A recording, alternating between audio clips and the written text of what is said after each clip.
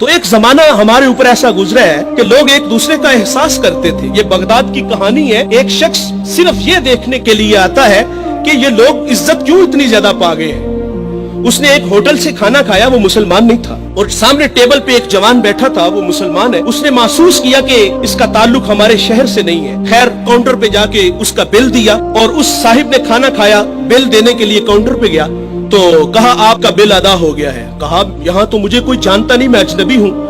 کہا ایسے ہی ہے, ایک مسلمان تھا اور اس نے آپ کا بل دیا اور چلا گیا. رکا اس لیے نہیں کہ آپ شکریہ کے لیے آگے بڑھیں گے, تو اس نے یہ بھی اپنے لیے مناسب نہیں سمجھا کہیں یہ نفس کی غذا نہ بن جائے. وہ اس بات سے متاثر ہوا. پھر ایک دکان پہ گیا, اسے کوئی چیز چاہیے تھی. جب دکان پہ گیا تو اس نے کہا یہ چیز مجھے چاہیے, قیمت طے ہوئی. تو دکاندار پتہ کیا کہتا ہے, وہ کہتا ہے بھائی اسی معیار کی اسی قیمت میں وہ جو سامنے دکان ہے, اگر یہ چیز تم اس سے خرید لو تو تمہیں کوئی اس پہ اعتراض تو نہیں. کہا مجھے چیز چاہیے. وہ سامنے دکان پہ گیا, اس نے وہ چیز خریدی, خرید کے جانے لگا. لیکن یہ تجسس تھا, اس نے ایسا مجھے کیوں کہا, یہ خود بھی تو نفع لے سکتا تھا, فائدہ تو اسے بھی ہو سکتا تھا, لیکن اس نے مجھے اس کے پاس کیوں بھیجا. دوبارہ پھر پلٹتا ہے اور آ کے کہتا ہے بھائی وہی معیار ہے, وہی قیمت ہے, لیکن اس کے پاس بھیجنے کا مقصد کیا تھا تیرا.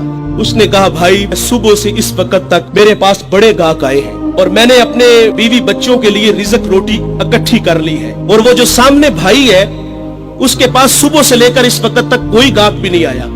تو میری آرزو تھی کہ تو اس سے جا کے خرید لیتا تاکہ وہ بھی اپنے بچوں کے لیے رزق روٹی لے جاتا.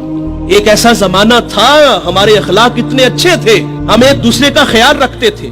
آج تو ذلیل کرتے ہیں. تو حضرت عمر رضی اللہ تعالیٰ عنہ کے پاس ایک مقدمہ آیا بڑا عجیب سا. ایک صاحب نے زمین خریدی اور ایک نے بیچی.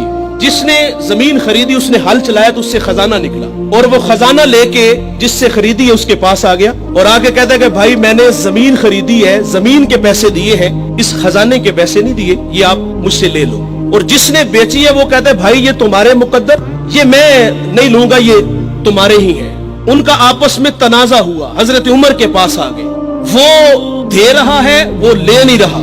آج بھائی بھائی ایک انچ پہ ایک دوسرے کو قتل کر رہے ہیں. آج ایک انچ پہ بھائی جیونا مرنا ختم کر رہے ہیں اپنے بھائی سے. اپنی اولادوں کو بھی نصیحت کر کے جاتے کہ چچا کو منہ نہیں لگانا. اور ادھر کیا ہے جو رسول اللہ نے اخوت کا درس دیا تھا ان قوم کو, ان لوگوں کو, اور وہ کتنے اچھے لوگ ہیں, وہ خزانہ دے رہے, وہ لے نہیں رہا. حضرت عمر رضی اللہ تعالیٰ عنہ کے پاس فیصلہ آیا تو آپ نے فرمایا تم دونوں صاحب اولاد ہو. کہا ہاں. ایک نے کہا میری بیٹی ہے, جس نے زمین بیچی تھی اس کی بیٹی تھی, جس نے خریدی تھی اس کا بیٹا تھا. کہا دونوں کا نکاح کر دو, اور وہ جو خزانہ ہے وہ بیٹی کو جہیز میں دے دو تاکہ وہ خزانہ دوبارہ اس کے پاس چلا جائے. تو اللہ سے دعا کریں کہ اللہ ہمیں اچھے اخلاق عطا فرمائے.